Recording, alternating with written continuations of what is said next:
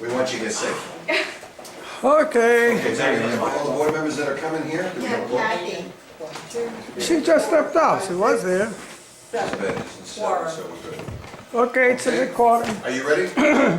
All right, this special meeting of the Pgardens Board of Directors is called to order. Roll call, please. Lori, you want to start? Yeah, Lori Hunt, my director of department. Director at large. Thank you. Mike? Mike Mooney, Building 4 Treasurer. Sebastian Rivera, Building 1. Emil CFA, building 3. Malik Stewart, Building 2. Carolina Panigini, Building 2. Shelia Faber, Building 3. Harvey Ratner, Building 1. Okay, I'm going to turn the meeting over to Linda, I think, Okay. who is going to, I assume, make a proposal as to the new insurance. Are you aware of the board's expressed feeling about it? Yes, Okay. I think I'm aware of it, and Okay. first of all, I brought this for Teresa, these are your policies that we have today, okay, for what we've got. Okay, and I've got several copies here. The issue is with the rewrite of the policies. Originally, when I met with the board and I don't know whether you call it a town hall meeting, and at that time I came in with a proposal with versus Amherst versus Citizens and the DIC based on the appraisal. And at that time, the proposal from Amherst, which was a new carrier, American Coastal, was based on 100% values. So the comparison I had that evening when I met with the board was at 100% values.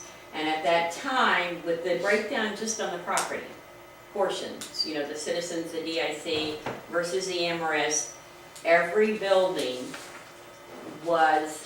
there was a savings compared to if you stay with Citizens and the DIC. At that time, and I have this here, which I'll pass, you know, I've got about 6 or 7 copies, I'll be glad to, some more? Now that one, wait, this one is, okay, here. Yeah, let me see how many, I don't know if each, let's see what we got here. Here, there you go here. I wasn't sure how many people were gonna be here, so, you know, if we can just go over this, okay. You don't want a copy? Okay, so I've got 2, we can make extra copies. Copies are right, copies are right. Wait, okay, you got it here? You got another one? Wait, this one, I'm gonna use this one. And I will, in the morning, either one of these spreadsheets I just finished, and I'll send over to Teresa. We'll have the spreadsheet, so you have it. If you look at the I'm going to do 2 comparisons. If you do, the first one, let's see, the one you have, Harvey, does it say 90% co-insurance at top? Yes. 90%. Okay, all right. This right now is what we've done as far as the rerun, as of March 5th, okay? And if you go the values based on Citizens and the DIC, based on the new appraisal, and I'll address the appraisal issue later, okay, with what you would end up, and as of 1/1, the rates changed 10% for the buildings that are not A-rated, and 20% was the estimated increase for the A-rated buildings, okay?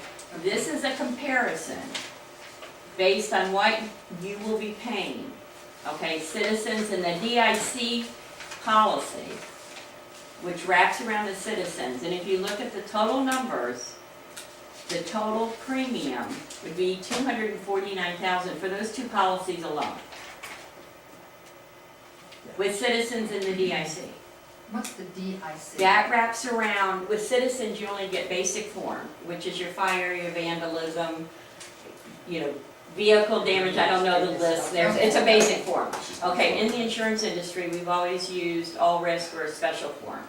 A DIC policy, because Citizens doesn't offer the all risk form, will pick up to make your policy as broad as possible. So it wraps around the citizens. That's where your water damage claims are coming. I'm trying to think what else. That's mainly the main reason that we used to write DICs before citizens ever came into play. Because even with with the citizens, it doesn't include the backup of sewers and drains, or when your pipe breaks, water damage is not covered. It's fire, windstorm, and vandalism.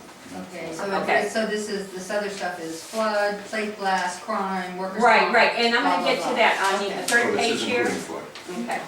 Yeah, okay, this what I'm showing you right now, this 90% code, is only property, okay? And what we've done with breaking down your values, another reason we were attempting to break down the building sections, okay, was to keep the other buildings from getting close to going to the A rate. Because at all the buildings, even if you look at the 100% replacement cost on the new appraisal, some are over 10, but they're very close. Yeah, Okay, and what was happening to building 2 before being an A-rated building, the potential was there for the other buildings, Right. okay? So the other issue here was, if we break it down by sections, and I'm gonna show you, which is in your site plan that you have on your appraisal, if one section, and I'm gonna give this, these are mine, but I'm gonna yeah, give you, basically, okay, this is a site plan, okay? Now, building 1 complex, and if you look at your values here, okay, they've broken it down into 3 sections. And if you look, each of those buildings have a common roof, right, okay. okay? Now, let's say we have a storm, only this building gets damaged. Before, your windstorm deductible would be 3% of your 9 million. Okay, but by breaking down this section, let's say that was 2,800,000, you would only have a windstorm deductible of 3% of the 2.8.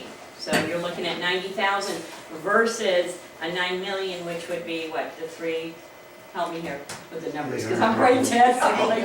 Okay, The whole but- thing. right, would be 60,000, but then when you Right. get to that, it's only gonna be, right. So if you have a storm, the hurricane comes in, we all have damage, it's gonna be same deductible you had before, the 3% of your total value.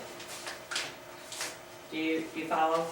Okay, so let's say, even if, by breaking down where I show it here, you've got 3 sections. Mhm. If you have damage to every single building, you're gonna have the same 3% deductible that you would have had before. But if we only have one section okay. with damage, it's gonna be 3% of this building amount, Okay. which is a reason, so you only have, so everybody else is in, that building would have the damage. That was the other reason we did this. Now, the second, when I originally met with the association, okay, and the comparison that I had at that meeting was based on 100%, which is the second page. Next one.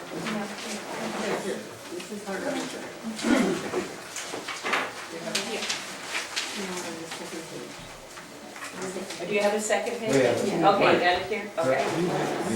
And stop me if I'm, Too fast. okay, too fast and, because I'm going up.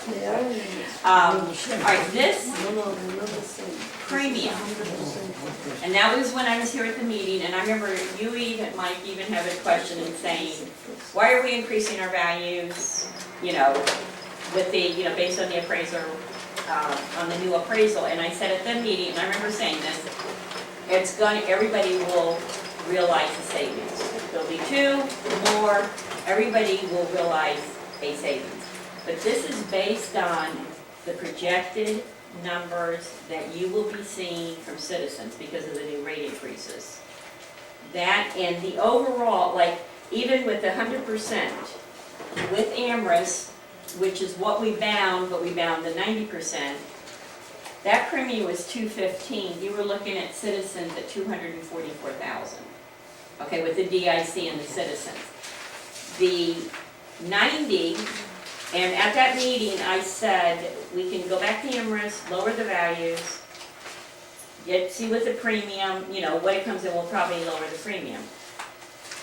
when we came back with the quote, that premium, overall premium went down to 207. But the rate